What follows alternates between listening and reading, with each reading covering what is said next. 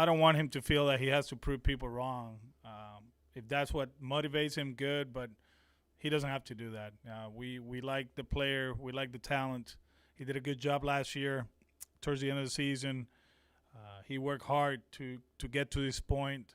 Seems like velocity is up, which is a good sign. And he works hard in the other stuff, the little things, how to prepare for a ball game.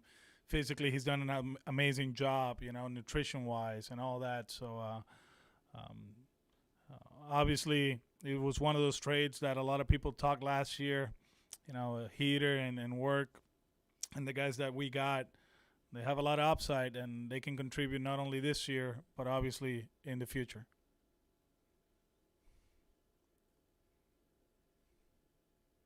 Alex, have you talked to Sawamura yet, and kind of what was his first day like when he got to camp? Yeah, he got in yesterday around 8:30 in the morning.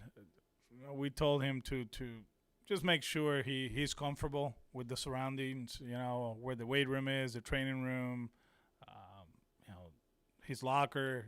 He's somewhere here. I don't even know which locker he is, which room, but he's been going through his progression. So he's getting on the mound today, but a very likable guy. I remember when we talked to him in the off season. As you guys know, we talked to a lot of people, right? We were in everything, and a lot of people from some players from Japan.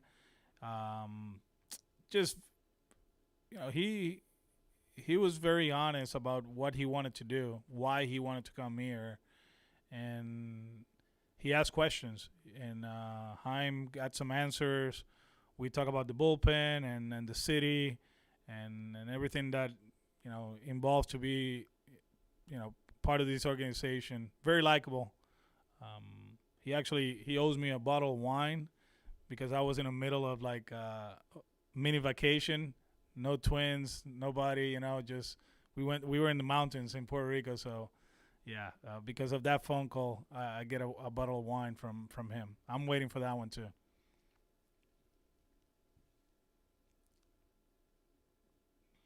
Alex, when are you expecting Frenchie to come in?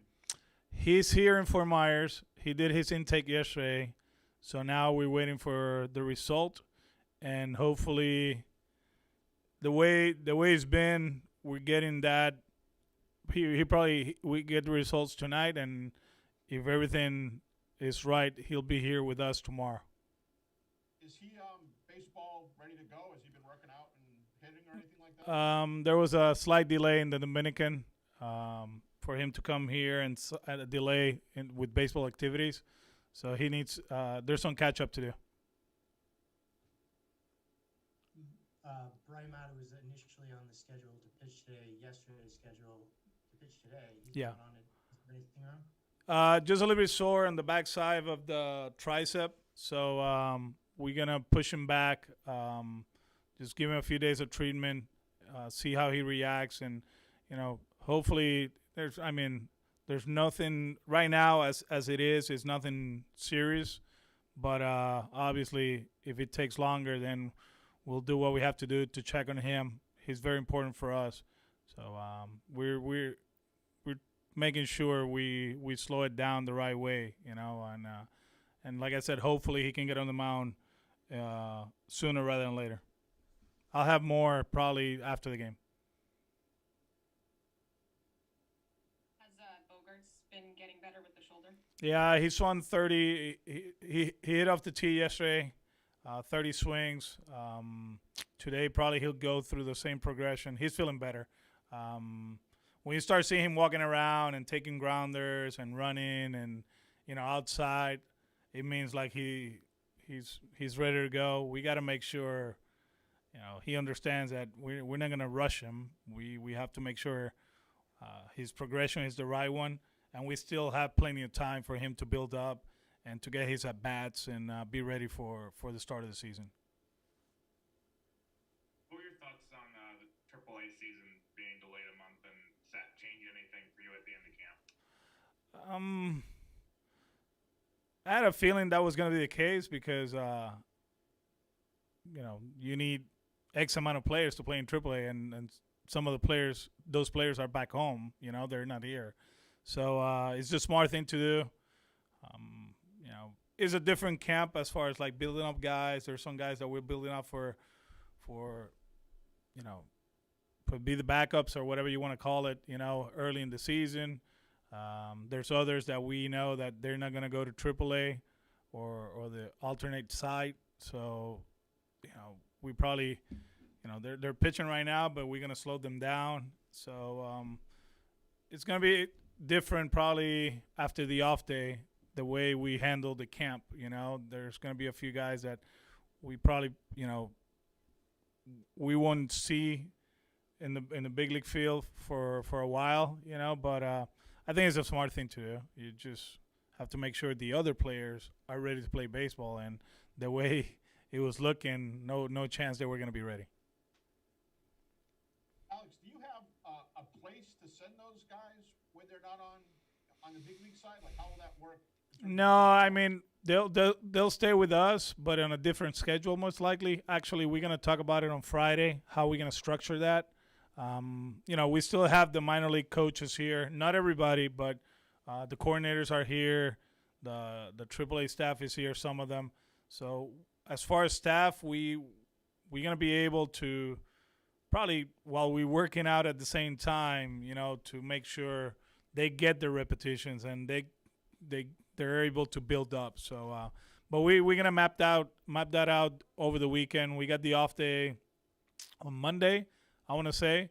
So probably the structure of camp is gonna be different starting on Tuesday. Are there gonna be like cuts necessarily, like there normally would be, or is that gonna be like a different kind of? No, I think spring training is just as normal. With the certain days, for cuts and all of that. The only difference is that everybody stays in the same place. So we have an idea how we're gonna handle it, but just want to make sure everybody's in the same page. Alex, we saw what Duran did in Puerto Rico, and obviously the ball he hit yesterday. Are you ready to call him a power hitter yet? That hasn't been a part of his game until now. No. He's not a power hitter, but he'll run into some of them. If you make a mistake in the zone, he can hit out of the ballpark. It's interesting because we were talking about a situation that I saw in the first inning yesterday with the third baseman playing back. I mean, with that speed, bunting should be part of his game, and not every time, but if he wants to keep everybody honest, the defense, I mean, if that guy is playing back, he just have to, square early and get it down and jog to first base. So, little did I know that the next at bat, the third baseman was playing off and he was playing a little bit back. I was looking and say, is he going to bunt here? And he gets a hanging changeup and hits it out of the ballpark. So good for him that he didn't listen to me. But he has power, and he has power not only to the pull side. He has opposite field power too. But he's obviously get on base, use his leg. It's not about hitting the ball in the ground either. Just keep hitting the ball hard. Whatever happens. But he'll run into a bunch of them. I think his swing is being groomed to hit more line drives and more fly balls, which is good. And let's see where he takes him. But when he got locked in Puerto Rico, you could see it. Like he started driving the ball to left center. Then he started hitting homers to center, right center. He's just a strong kid. He's very strong. Like I said yesterday, he's a great athlete. He's a great athlete. And just one quick follow-up. You played with Ellsbury at the very beginning, 07, 08, when there wasn't a lot of power in his game. Did you see that coming? That 3 years later. Who, Jacoby's? No. I no. At that point, we were so locked in what we were doing that I wasn't, thinking about what this kid is gonna do. I just knew that he came in, whenever he came in for 10 days and 15 days, and he was flying around the bases and doing the things that he did. He was a game changer with his legs. And he helped us to win a World Series. But I never envisioned him, I never thought about, what's going to be of this guy. But then he started hitting the ball in the air a little bit more, and he got stronger. The guy that, I mentioned it the other day, Grady Sizemore. When I saw him in spring training in '05, you can tell that power was going to be part of his game because he was so physical from the get-go. And I don't want to say that Jaron is going to be a power hitter, but I think extra base hits are going to be part of his arsenal. He's going to hit for extra base hits. Alex, is there any reason that Verdugo has been kind of he's going to get into games later than all the other guys? No, he getting to know Alex and as far as the swing is, he's not ready. He feels he's not ready for action, although he's been in the backfields facing a lot of guys, and I told him not to rush. I think Friday, Sunday is pretty good for him. What I really want him is to go out there and play defense with everybody else. That's the most important thing. But as far as his swing and his health, he's okay. He's just one of those that we talk a little bit, and I decided, okay, let's shoot for Friday.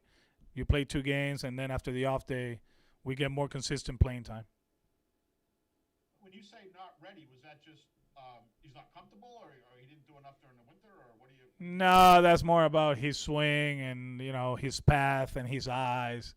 There's a lot of stuff with Alex, about how he feels about his swing, and he has his own routine as far as like not hitting outside. He doesn't want to get caught up hitting the poolside homers. So there's a lot of his process is very interesting, and I enjoy talking to him. So it's nothing about lack of preparation or other things. He's building up, and he's part of his program, and I'm comfortable with it.